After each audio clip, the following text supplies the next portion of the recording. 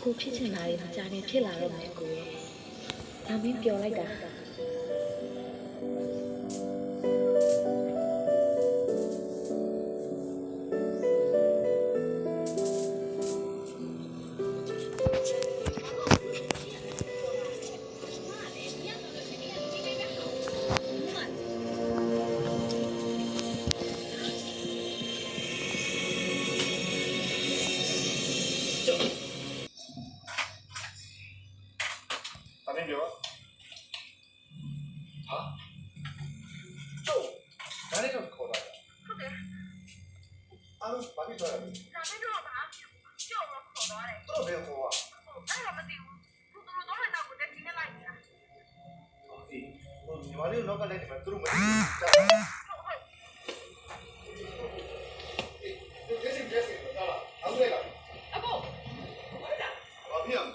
ပြီးတော့လေသူ့ကိုလိုက်တော့တဲ့ကောင်ကြီးကအခုသူ့ကိုနောက်တော့ခေါ်သွားလို့တဲ့ဒါပဲလို့ပုံစံလို့သိရ